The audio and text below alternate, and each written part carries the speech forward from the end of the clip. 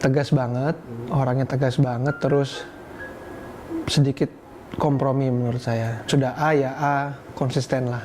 Pokoknya papi itu orang paling sabar sedunia yang pernah aku lihat. Itu orangnya kalau depan anaknya suka kayak as a joke, kayak meluk-meluk mama, nyium-nyium mama, tapi mamanya kayak nggak mau gitu.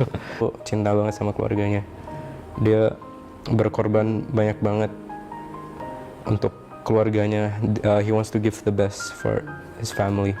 Efeknya jelas sih, seneng banget sih ngeliat kayak gitu. Jadi kayak nggak khawatir gitu.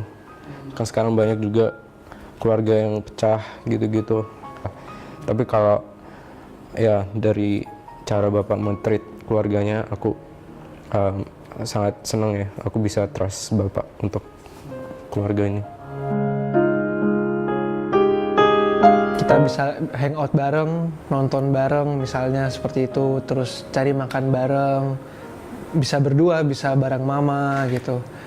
Kalau misalnya lagi suntuk juga kadang-kadang kita keluar bareng berdua.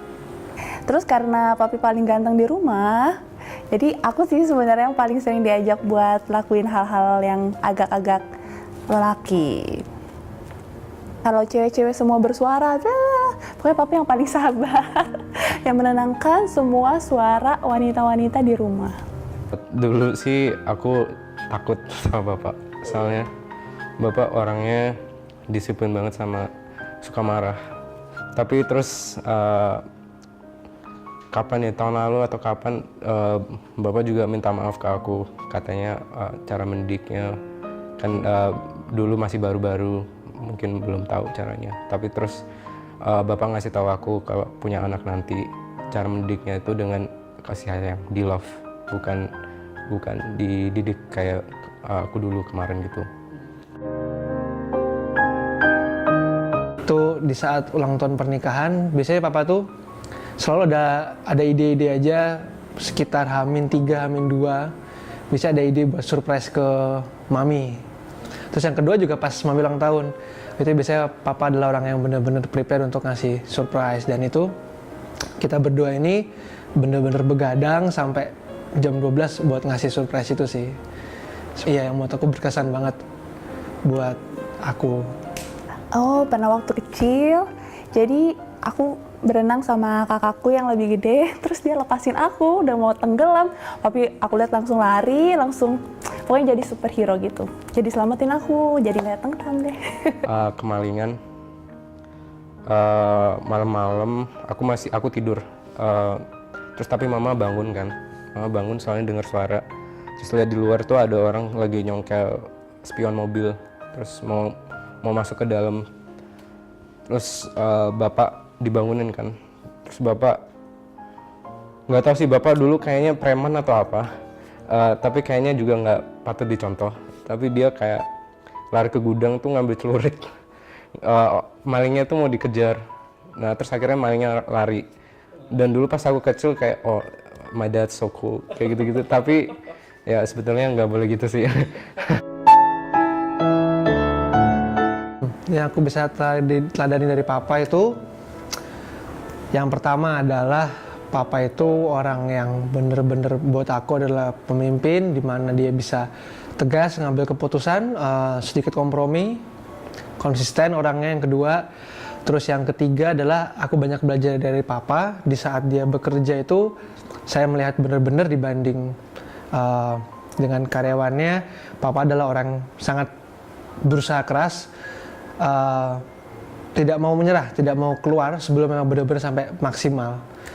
Jadi saya melihat sosok papa juga dalam pekerjaan, biasanya di saat yang lain sudah menyerah, di situ papa biasanya turun tangan langsung dan mencoba benar-benar maksimal untuk memberikan solusi yang ada. Pertama, kalau papi selalu dari kecil nyuruh, pokoknya kalau kamu suka permen yang rasa coklat, justru kamu harus kasih permen rasa coklat itu ke orang yang minta gitu. Jadi kalau mau kasih harus yang terbaik yang kita punya gitu. Terus papi juga ajarin papi tuh kalau anaknya nakal walaupun anak yang salah, tapi selalu papi yang minta maaf. Bingung sih sebenarnya itu baik atau enggak, tapi papi selalu pemaaf. Dan jadi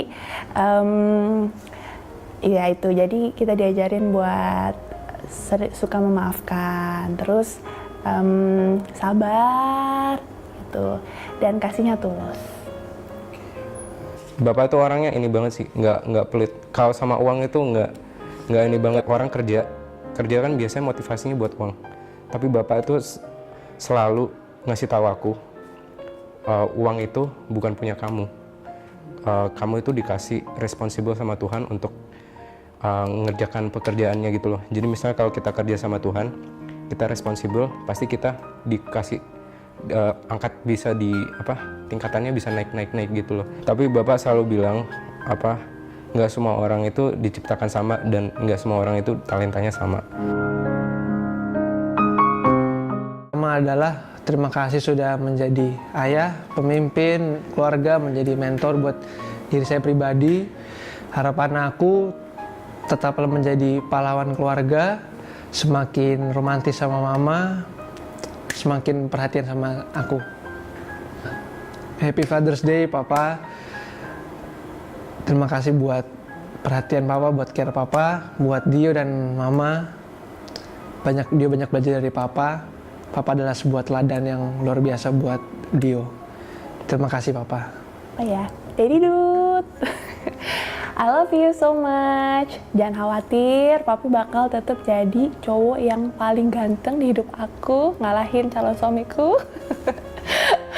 Pokoknya Papi bakal tetap yang terbaik, the best.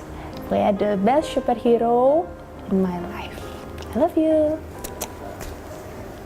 Pak, makasih udah meraih aku seperti sekarang ini. Aku merasa benar-benar sangat beruntung dilahirkan di keluarganya dan Bapak jadi ayah bapakku. Aku juga merasa